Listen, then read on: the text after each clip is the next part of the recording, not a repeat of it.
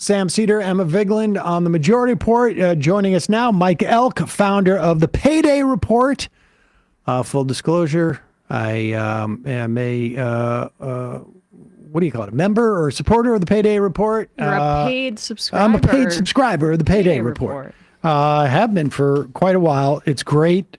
And it keeps us informed about what's going on with labor. But you've done some reporting down in Brazil. And tell us a little bit about the work you've done down there, Mike. Yeah, well, I actually went to college there 20 years ago. I did about 3 semesters there. And my host family adopted me, and I've been going back and forth for about 20 years, and I've lived there for various, stretches over the years. And what's happening is, I covered the 2022 presidential election there when Lula beat Bolsonaro narrowly by about 2 points. And much like what happened in January 6th, they had January 8th in Brazil, where a bunch of people attacked the Congress, right, in a similar sort of fashion to what happened at the U.S. Capitol. In fact, they mirrored it. They studied it. But what we didn't know until last week was that there was also an active assassination plot against Lula, not just by random right-wingers, but now Jair Bolsonaro, the former president of Brazil, the fascist former president of Brazil, has been indicted for plotting to assassinate Lula, along with his vice presidential pick, Walter Braga Neto, who was the Minister of the Defense at the time, but also running as Bolsonaro's vice presidential pick, the head of his intelligence agency, Heleno Augusto, the head of the PL, which is basically the Brazilian equivalent of the Republican Party, and as well as another top 35 aides, generals, admirals, colonels, etc. So the top infrastructure of Bolsonaro's allies has been pretty much decapitated, which is why this story isn't getting more attention in the U.S. I mean, imagine if Trump, J.D. Vance, and the head of the RNC were all arrested for plotting to assassinate Biden. That would be a huge story. But in that scenario, don't you think the right thing to do would be to turn the page and bring the country together? Well, maybe for some folks, I don't know. If someone tried to assassinate me, I'd try to go after them. But, whatever floats your boat, right? Some folks are different on these sort of things.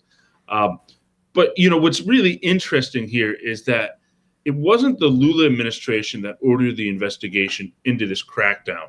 The Brazilian Supreme Court has the Supreme Tribunal Federal, has an election overseeing commission.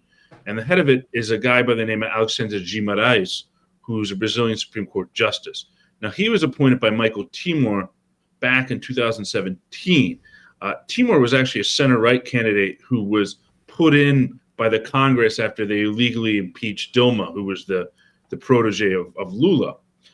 And Guimarães, like an Earl Warren type, has gotten on the Supreme Court and all of a sudden found religion and become a good guy, which is interesting on lots of levels. And he actually has done a number of things where he's gone after big institutions, including kicking Twitter off the internet in Brazil for about 7 weeks until they cleaned up their act on misinformation. So Guimarães, not the Lula administration, Guimarães, who's totally independent as part of the Supreme Court, investigated this and found it. And the way that we got this guy to snitch, who gave all the details, was the top military aide to Bolsonaro, a guy by the name of Marielle Cid, who was lieutenant colonel. Marielle Cid got in trouble for a couple minor things. One, Bolsonaro went to the UN a couple years ago and bragged about how he couldn't go into restaurants in New York City to eat pizza because he didn't have his vaccine card. Well, U.S. Customs won't let you in without a vaccine card. So what they found out is that he had forged his vaccine card, and that's a felony in Brazil. So they went to this guy, Marielle Cid, and then they found out Marielle Cid, who was his top military order, had also taken Rolex watches illegally obtained from the Saudis and sold them at pawn shops in the suburbs of Philly. Totally normal thing for a dictator to do. Work the pawn shops of Philly. So, they got this guy, Marielle Cid, on this, and it's like my dad always said, there's no honor among thieves. Cid snitched on everyone. And it just so happened that they Zoom recorded by accident some of the coup calls. I hear that's not best practice to do. You're not supposed to do it over Zoom if you're going to plan to assassinate someone. That's astonishing. I mean, the fact that all this came down because the guy forged the vaccination card. I mean, wasn't like Dave Rubin bragging about that at one point? Several times, yeah. This is, I guess, that's crazy. I didn't realize that was the sort of like inciting event in which all of this came tumbling down. And all right, let's just go back. Give us a brief recap. I don't want to go too deep into it because, but people have to understand, see this in the context of this coup that involved both kicking Dilma out of office, but also putting Lula into jail, has been like almost like this rolling coup over the course of a decade or so now, and culminated in Bolsonaro winning, which was like almost like, well, sometimes it goes too far in terms of our coups, I guess. And now he's going to end up, it seems like, in jail. Like they rolled up all it seemed like they rolled up the muscle like 2 weeks ago or 3 weeks ago with the military. And then they came for Bolsonaro and his aides. Oh yeah, and so let me just give a little backdrop for those that aren't familiar with Lula. Lula is the president of Brazil. He's the president from 2002 to 2010. He's the founder of the Workers' Party, and in the late 1970s, he was the head of the Auto Workers Union in São Paulo. Back then, you still had the dictatorship, and you didn't have direct elections in Brazil. So what Lula did in the 70s was he led a series of bold strikes to shut down GM. Which eventually, GM started calling the military like, hey, those factories you built, we'd really like to see them open. And so what wound up happening in this situation is that, Lula becomes president. He's out of office. They throw Dilma out of office on trumped up impeachment charges that she wasn't using money from the right accounts to pay for welfare programs and stuff like that. It was really trumped up. She was later vindicated totally on it by the Brazilian Supreme Court. And they installed this guy, Michael Temer, who was a center-right candidate in 2017. And then in 2018, Bolsonaro wins. But he only wins because they imprisoned Lula on these trumped-up charges. They claim that Lula was buying a retirement condo near a beach and that he was secretly buying the penthouse. They could never prove he owned the penthouse, right? And so they threw him in jail for 18 months. His wife dies of a stroke when he gets sent to jail. They don't even let him out of jail to go to his grandfather's funeral. He fights for 18 months. They block him from running in the presidential election. Then he gets out. And in 2019, and actually this was interesting in a sign of solidarity, he gets out and the first thing he does is send a tweet to Bernie Sanders endorsing Bernie in the 2020 primary. I mean, because Bernie really stood up for him. He gets out, then he's reelected as president in 2022. And this is where they plot that they're going to assassinate him. Now, why did they think they could get away with an assassination? Because they got away with a big assassination in Rio de Janeiro. I went to college with a woman named Marielle Franco, who was a Rio City councilwoman who was assassinated in 2018. We have many friends in common and studied in the same department.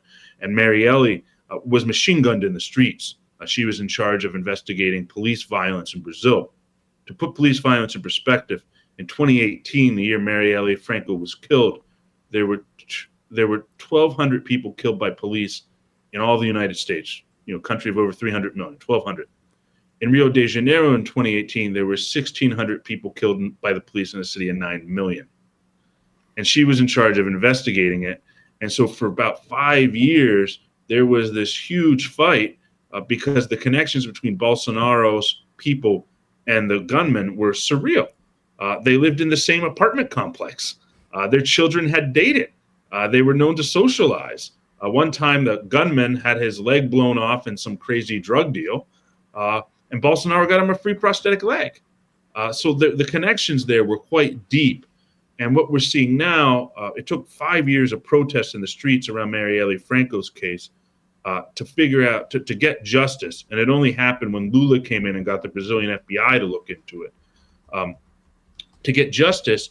And this past March, the head of the Rio de Janeiro police chief was arrested for planning the assassination, along with a congressman and his younger brother, who was a state official in Rio de Janeiro.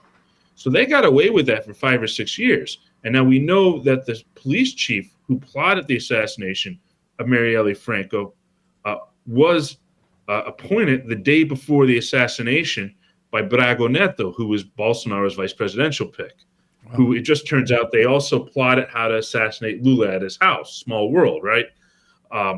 And so there was a feeling they could, but the anger over the assassination of Marielle Franco, the protests that went on for almost 6 years, they caught the killers this March.